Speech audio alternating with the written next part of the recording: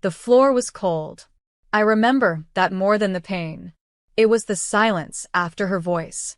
She's royalty. You're just useful. Then the snap. Then my dad's voice, like static. You should have learned your place. I didn't scream. Not even when the second rib cracked. I didn't cry. Not when I had to crawl past the dining table, where her daughter sat, sipping juice, like I was nothing but background noise. I opened the door with my elbow. The night air punched my lungs. I was dizzy, half-broken, humiliated, and still I whispered, I'm not theirs anymore. My name is Rowan Lee, and if you think you know how this ends, stay tuned, because what happens when a girl raised in servitude remembers she was born with teeth? What happens when you leave a girl for broken, but forget she still remembers everything? I disappeared for a while. No calls, no texts, not even to the few who loved me. Because when the people you call family treat you like furniture, you start redesigning your home from scratch. But while I healed in silence, they celebrated. My stepmom threw a party for her daughter's college acceptance. Dad gave her my grandmother's necklace, the one meant for me. Photos went up online, captions like, proud of our angel. Our girl is going places. Family wins again. They thought they'd buried me in silence. But some people don't die in the dark. They sharpen. And when I returned, I didn't knock. I didn't ask. I walked in with something that made her daughter stop breathing and made my stepmother whisper, is this a joke? No, it wasn't. It was the beginning of the very long end. They thought I'd come back limping, but I stood tall, not because the ribs had healed, but because the fire in me had. I walked into their living room during one of their picture-perfect brunches, the kind where croissants are hand-stacked, and nothing smells like regret. My stepsister choked on her mimosa. Dad stood up, half pale. Stepmom froze mid-slice of avocado toast. I didn't flinch. Rowan, Dad said, you should have called first. I looked at him like he was a stranger asking for directions. Did you call an ambulance that night? Silence. My stepsister reached for her phone. I beat her to it. On the TV behind them, a still image appeared. A signed document. The deed to the property. My voice was steady. This house doesn't belong to you anymore. Stepmom laughed. Too loud. Too fake. You're bluffing. But I wasn't. Because while they were throwing parties and calling me ungrateful on Facebook, I'd been working. Not just healing. Building. You see, my mom, my real mom, left me something before she passed. A trust. Tied to conditions. Which I'd finally met. And with it I bought every unpaid loan attached to this house. One by one. Bank by bank. It took months. Patience. Pain. But standing there, watching their confidence melt, it was worth every sleepless night. Dad stepped forward. You wouldn't actually kick us out. We're family. I tilted my head. You're right. I wouldn't. Relief flickered. But the new management might. Just then, a black car pulled up. Out came a woman in a blazer. Clipboard in hand. Eviction notice. Effective immediately. My stepsister screamed, you can't do this. I turned toward the door, just like I did the night I left. But this time, without crawling. I'm not doing anything, I said. And for once, they were the ones watching me leave. Except now, they weren't watching a servant. They were watching a storm they created. Come home with a crown. They tried to follow me. Out the door. Down the driveway. Words flying like daggers. Rowan, be reasonable. She's bluffing, Harold. Call someone. We raised you. But I kept walking.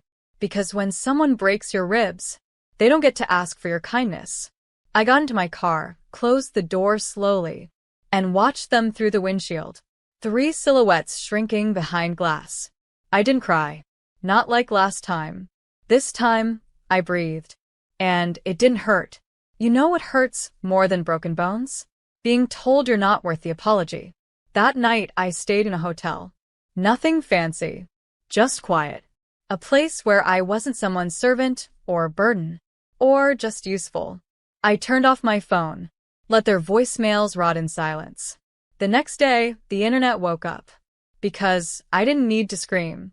I only needed to post one picture. Taken the night, I crawled out of that house. Bruised, blood on my shirt, eyes swollen. Caption: this is what happens when your family believes pain is tradition.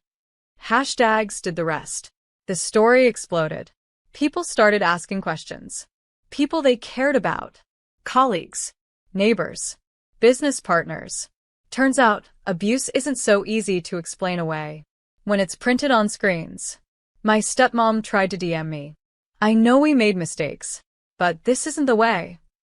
I replied with a screenshot. The ER report. Her signature. Refusing treatment for me. Let the public chew on that. And oh, they did. Suddenly, she wasn't a proud mom.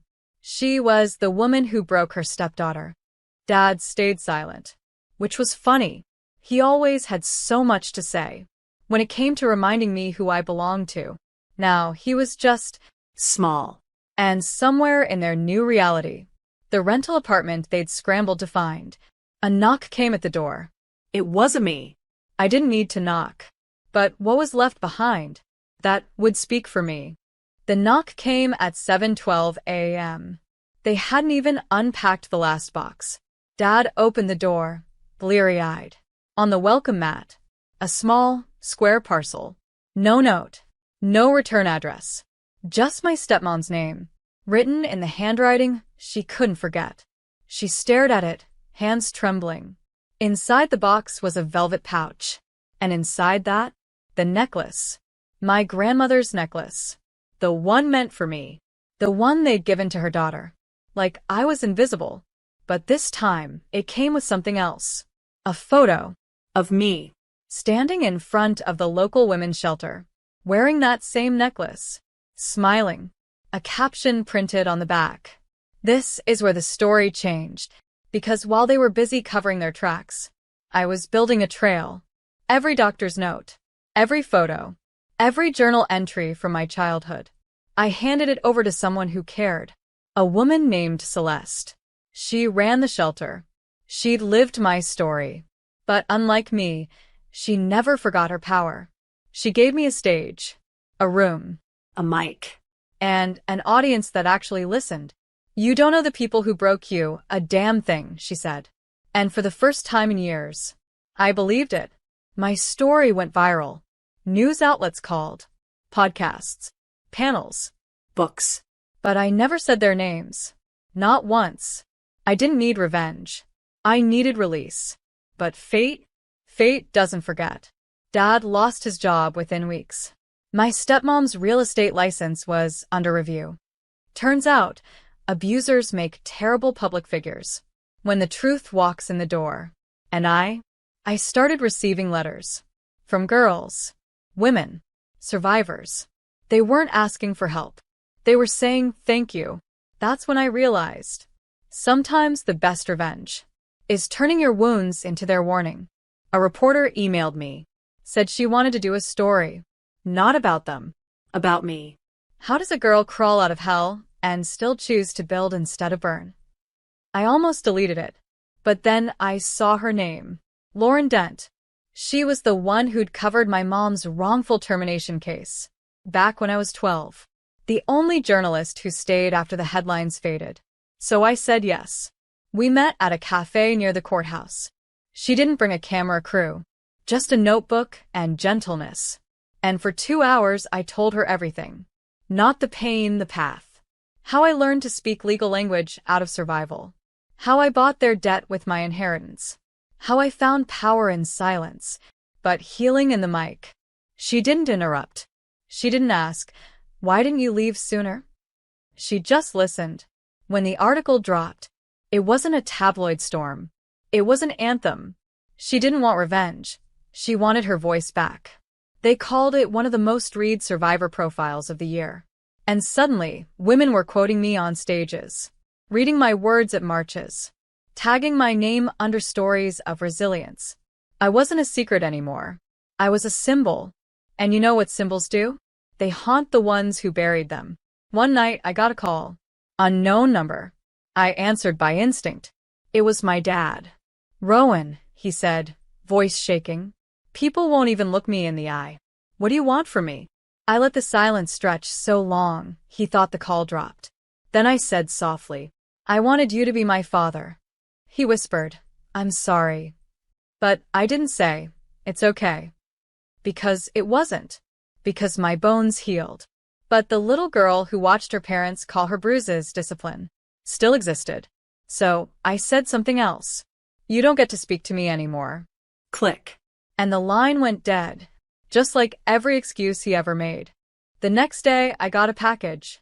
No return label. No sender's name. Just a battered manila envelope, taped too tightly. Inside, court papers. Filed by them. A cease and desist. They were trying to silence me, again. Claiming defamation, emotional harm, and loss of reputation. I laughed. A dry, bitter kind of laugh that didn't reach my eyes. Because when someone breaks your ribs and reputation in the same house, you don't panic at paperwork. You sharpen your pen. I called my attorney, the same one who once represented battered women pro bono. He didn't even blink. "They just poked the bear," he said. "Let's remind them whose cage they used to rattle."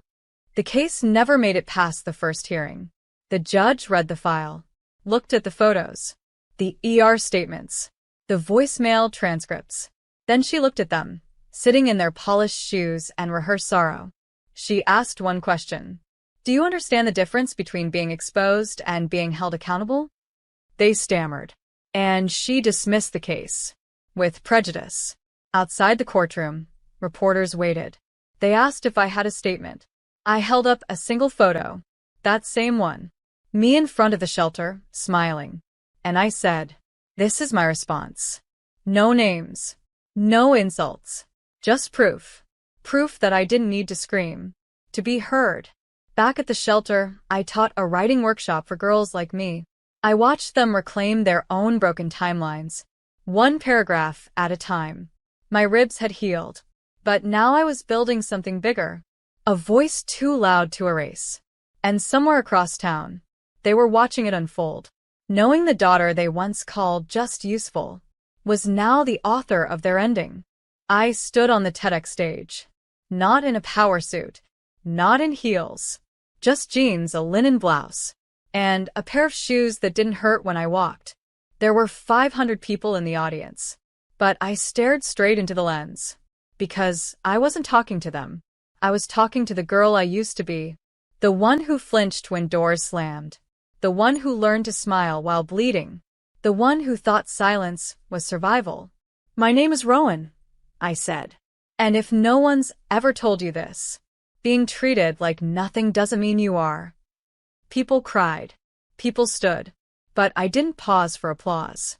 Because I knew somewhere, someone who hurt me was watching.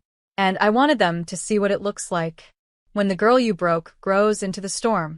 After the talk, I got an email. From a lawyer. Not mine. The lawyer representing their bankruptcy filing.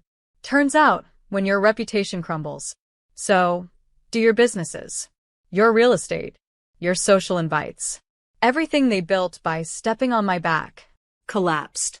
They listed my TED Talk in the court file. Said it directly affected their income. I smiled. Not because I wanted them ruined, but because I finally understood something. I didn't destroy them. They did. With every lie, every blow, every twisted bedtime story. That made me think I was the villain. I was never the villain. I was the record keeper. The silent witness. The girl with broken ribs and a spine of iron. Now I was the reason they flinched when someone said my name in public. And I hadn't even raised my voice. The day the final notice came, I didn't open it. I just watched from the window as movers dragged out the last piece of their empire. The house? Gone. The stepdaughter's royalty. A memory. My father's pride? Folded under foreclosure papers. I didn't cheer. Didn't post. Instead, I packed a single box.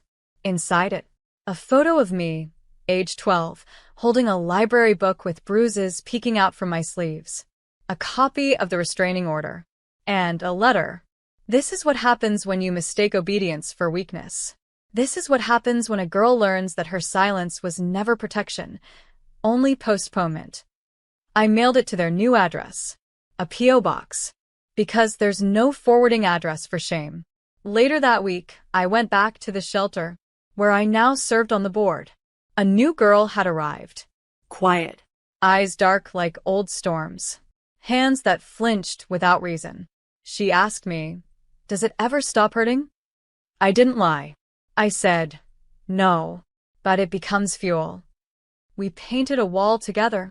Her brush shaky, mine steady. By the end, our names were signed next to a quote I once whispered into a dark corner of my room. Pain isn't the ending. It's the proof you're still here.